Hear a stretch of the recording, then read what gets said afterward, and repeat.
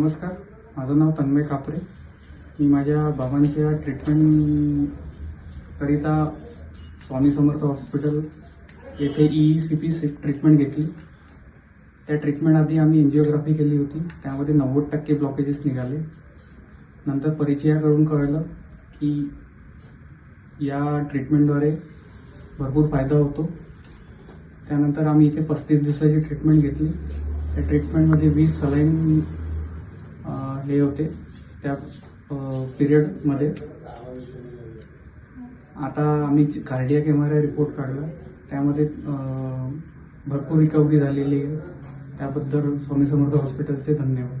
फार फार